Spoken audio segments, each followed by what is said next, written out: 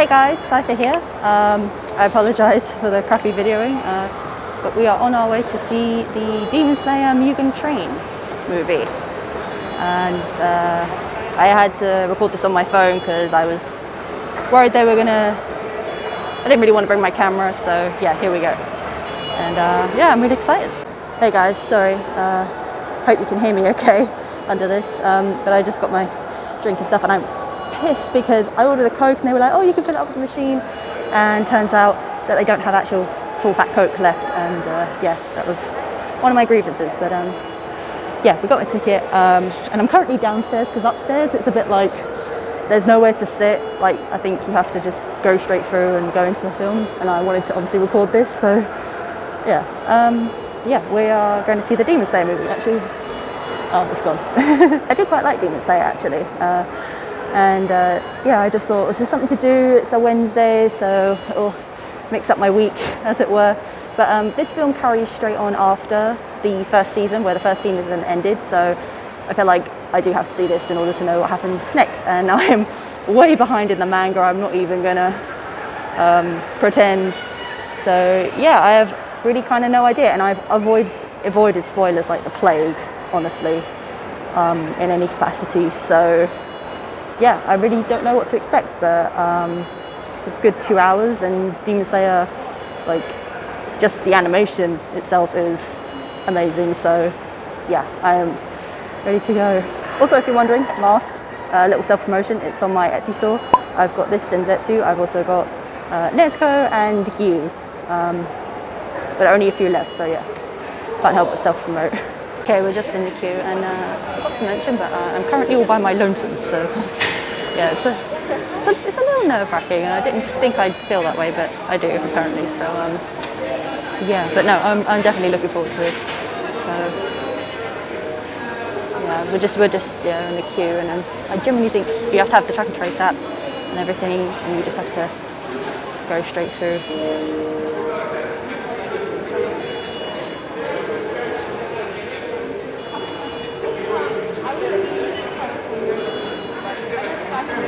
Okay, we're moving. Okay guys, I messed up royally because I wasn't paying attention to the time, and it's only 3 o'clock and the film don't start till 4:30, and because of the system, they don't allow you in. So they were like, oh yeah, come back in an hour. So I'm just outside now, sitting down. But I bet by the time it rolls around, I would have eaten my stars and drunk my drink, although I won't be gulping that down in a hurry. I'm still pissed at that, I'm sorry. It's like, I wouldn't have paid for a drink had I known I could get the one I wanted. It's not like they said to me, oh sorry, we don't have Coke. It's like, oh yeah, it's a fillable system, so surely you'll find something else you want. It's like, yeah, but that's not what I wanted originally. Stupid system. Anyway, again, I apologise if you can't hear me very well. Yeah, I'm just keeping this on, and I've got a headset, so yeah, I do apologise. But yeah, this is turning into a little adventure. I'm not even in the film yet. And I wanted to sit like downstairs, but I'm not gonna lie, there were a couple of guys sort of just hanging around that, don't know, just felt uncomfortable. So I was like, you know what, I'm just gonna go outside. There'll be space, and I can just do this. Yeah, so I just gotta wait around for a bit and hope it doesn't rain. I am prepared, I do have an umbrella, but yeah, it's turning into a fun adventure already. This is what happens when I go to places by myself. Stuff happens. Yeah, it didn't occur to me, you know, it's just like, because usually if you're early they let you in, or there are places to sit around, so you don't have to worry. So yeah, I came early and prepared. But on another note, while I'm here, I'll show this better later, but I did pop into Disney with the intention of not buying anything, as you do. And in honour of Pride Month, they've got little Pride badges and pins, and they're all Disney themed. They even have like some of the Pride flags, which is really cool. So if you want to check that out, definitely check out Disney. I was quite surprised actually, and not because it's Disney, just I don't know, I didn't expect them to do things like that. I've not seen anything like that previously, so yeah, so that's cool. And now I have to just amuse myself for about an hour. If I'm lucky, I'll take a quick video in before the film actually starts. If not, I will see you in the review afterward. So yeah, bye guys.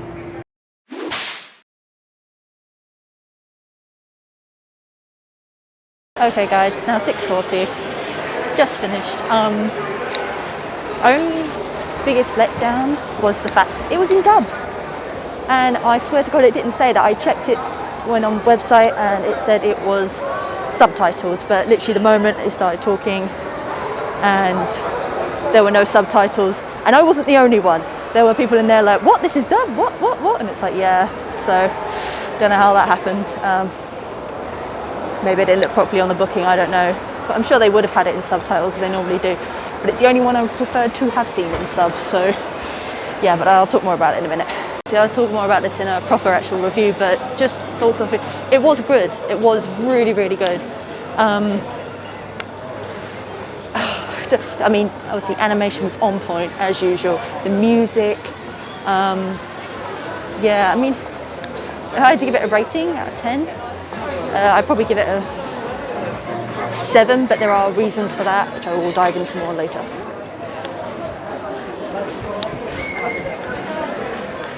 But I can't really do this and walk at the same time, so we'll just get back, we'll do it. So we'll just get back to this at the proper review, so see you there. Hey guys, I'm here and I just got back. So we are now going to do an official review of the Demon Slayer Mugen Train movie. But I have to say before we do anything else, first of all, major spoilers if you haven't seen it. And also we have to take a moment to bid a fond farewell to our fire Ashura Rengoku. And honestly, well, the way I feel about it personally is he was a good character, but I feel like I personally didn't know him well enough to be really, really sad about it. Like, it was sad, and you know, there was a point where you just knew he was going to die, and it was just like, oh, this is really sad. But I think it's because you hadn't really got to know him. I mean, it did show his backstory and his drive and his ambition, which was really nice. And again, it's sad that, you know, he went so young. But he's passed that fire on to Tanjiro, which I really love. But I have to say, what killed the overall impact of this movie for me, I think, was the fact it was in dub. And I'm more than certain it said subtitled when I originally booked the movie. And like I said, when I was in there and they started speaking and there were no subtitles, everyone just went, what? Dubbed? Like, everyone was confused. And it was like, what? Really? Or people just presumed it was dubbed. But it is done by Funimation, so it makes sense that they do dub. But unfortunately for me, I had only seen Demon Slayer in sub and had appreciated it that way, and then what I had seen of the dub didn't really impress me, so it's like, oh god, I gotta sit through a whole movie of this.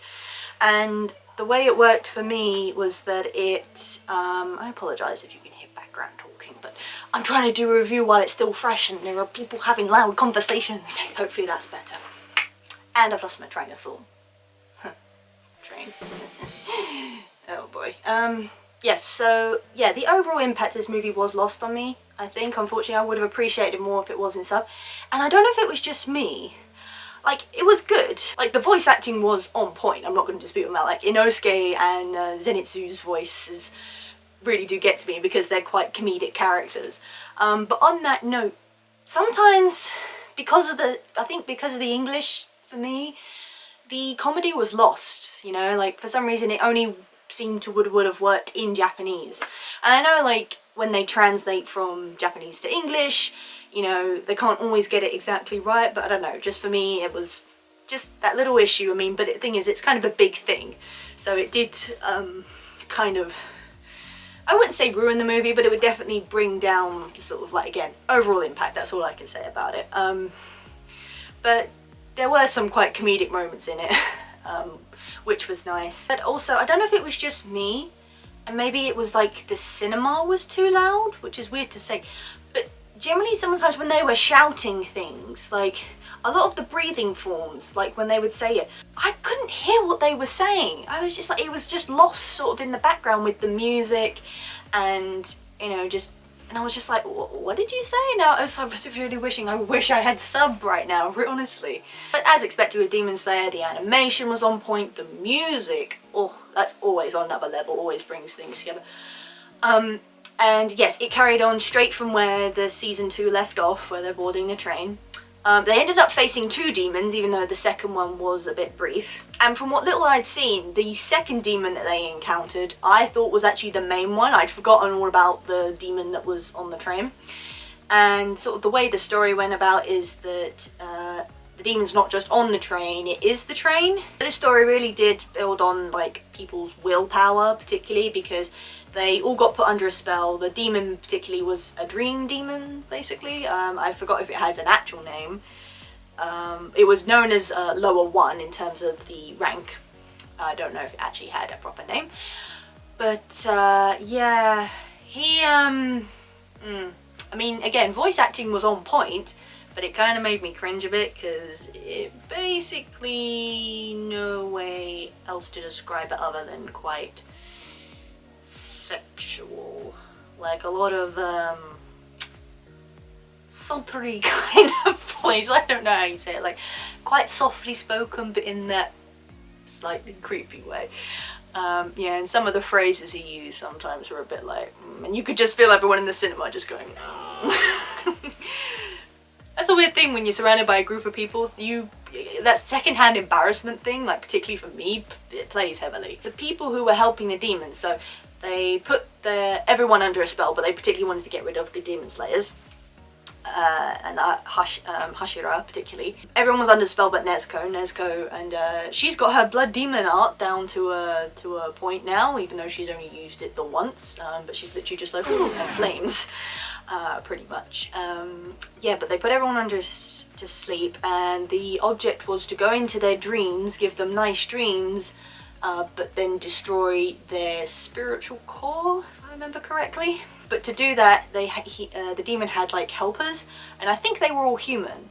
And he promised them all like nice dreams, like the conductor guy, like his dead wife and daughter, he wanted to see again, and this demon promised him that, and have like nice dreams. His children, human children, willingly tied themselves to a different character and went into their dreams. And obviously Tanjiro dreamed of his family.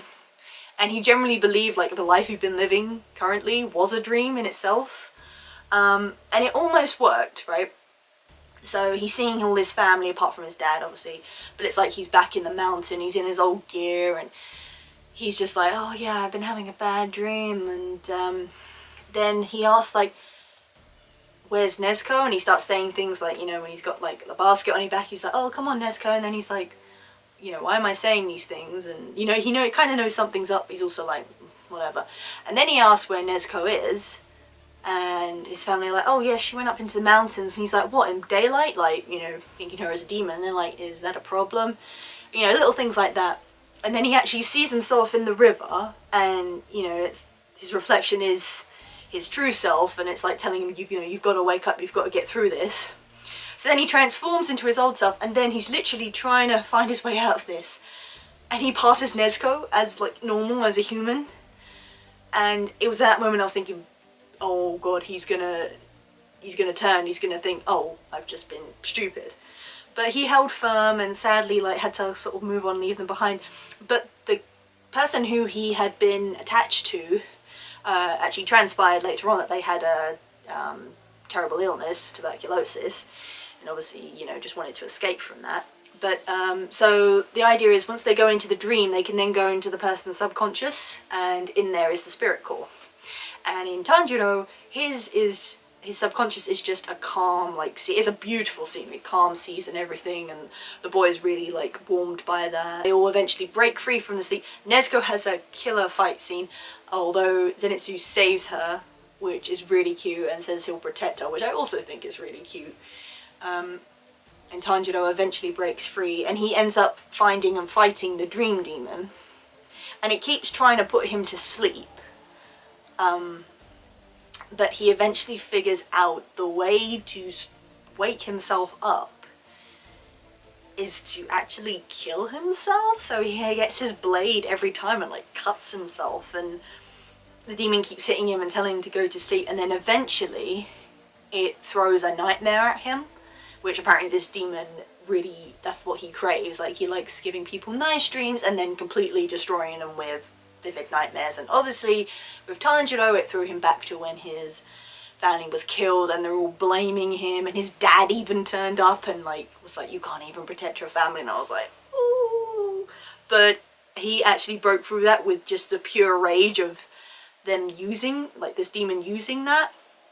And then Inosuke joins in, and then he finds out, he ends up cutting the demon's head off, but he then finds out the train is the demon's body. It's fused with, and it wants to eat all these passengers.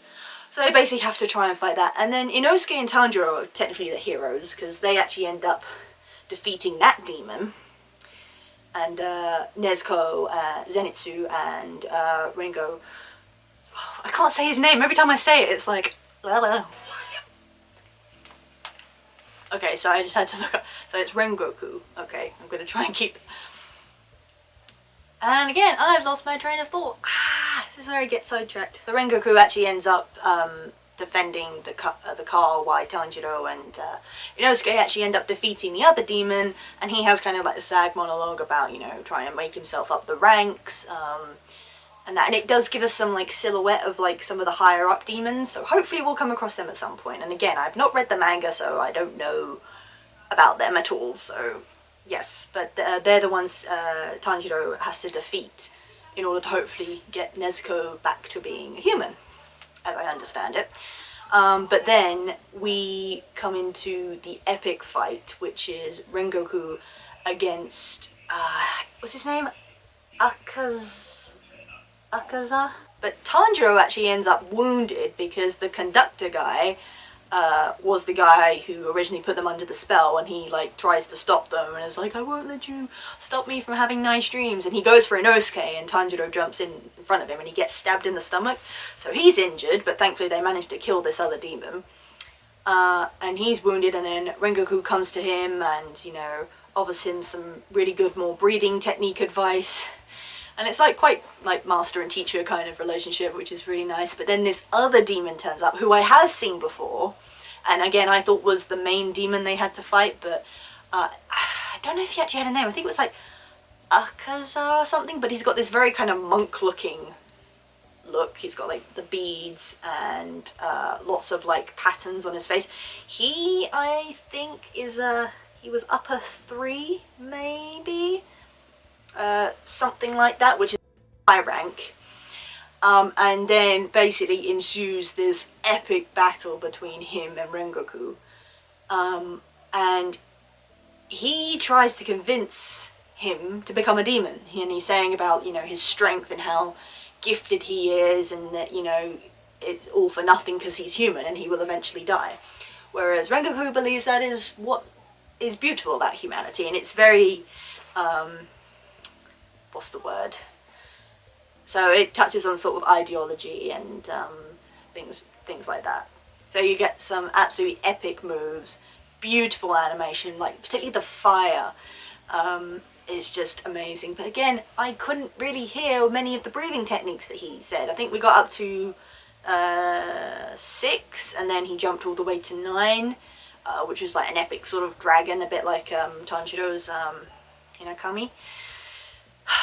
But this demon is honestly relentless, and he's good at martial arts, and they're on a par, but then it's kind of, as he says, it's literally Rengoku's humanity that eventually ends up doing him in. He ends up battered and bruised with horrendous injuries, which unfortunately eventually lead to him being dead. But he put up a fight, let me tell you. Like this, even though this other demon could regenerate, he had his sword like through his neck, but then literally the sun was rising.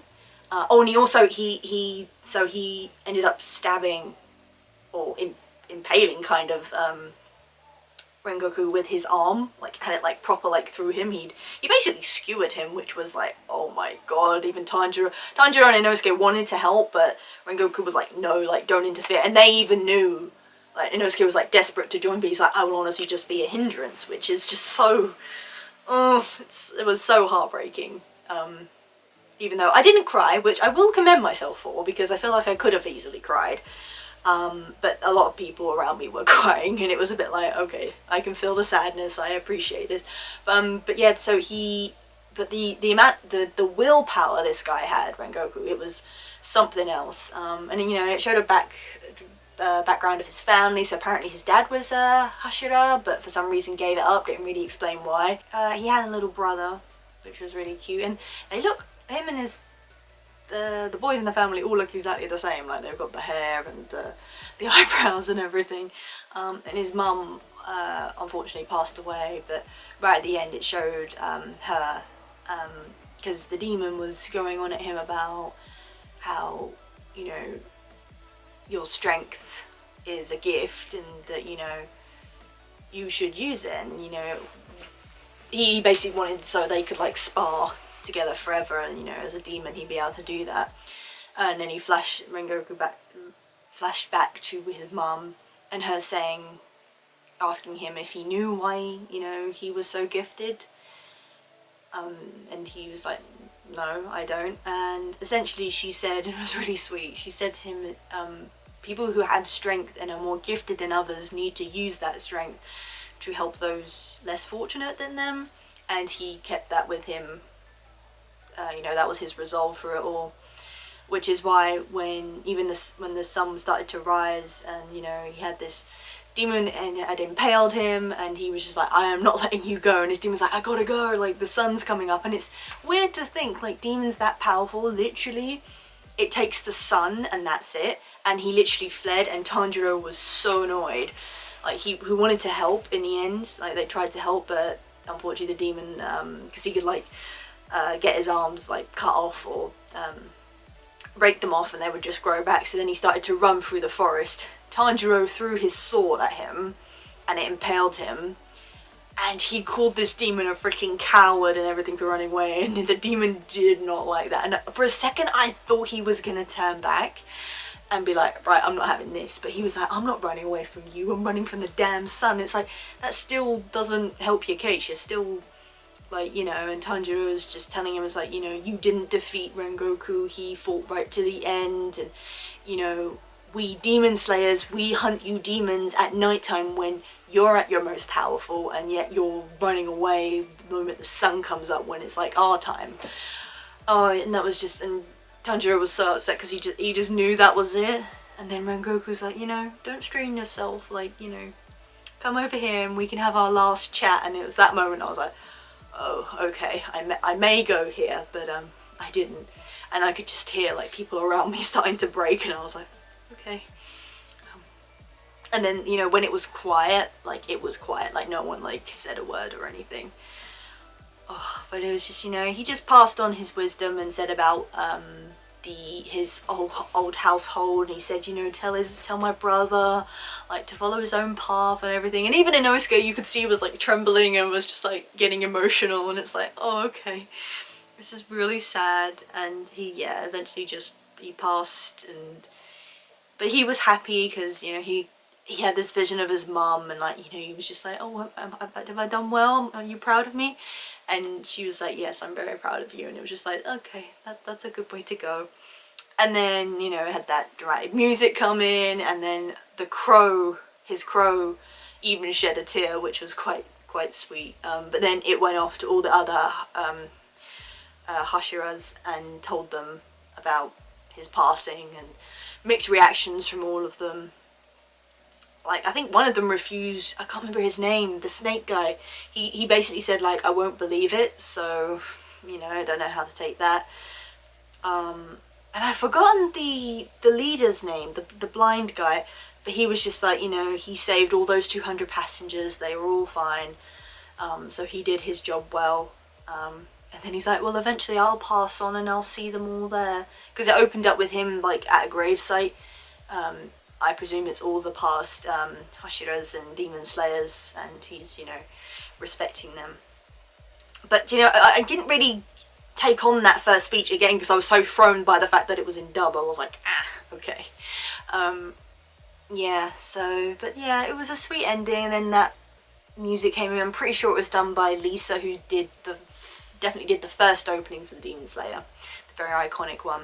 And there was no ending scene, like nothing to prelude to anything else, so yes, kind of just left it at that. But again, I just saying about with the English lines that, so these kids, so when they all woke up, they were all pissed because it was like, oh, you know, we have to try and still, they knew they didn't stand a chance, but they still like, oh, we still have to try and kill you because otherwise we won't get happy dreams. The kid who had Tanjiro got warmed enough by his soul that he was like, I'm good. But the girl who had Rengoku, she was like the most pissed off, and she shouted at him and was like, oh, get up and help, and then literally just went, I don't care if you have tuberculosis. And I know it was wrong, but everyone just laughed because it was kind of just the way she came out with it, and you're like, she's like, I don't care if you have tuberculosis, you're gonna help. And it was like one of those moments of like, yeah, I think purely because it was in English, it was just like, okay, because if that was in Japanese, I feel like it wouldn't have had the same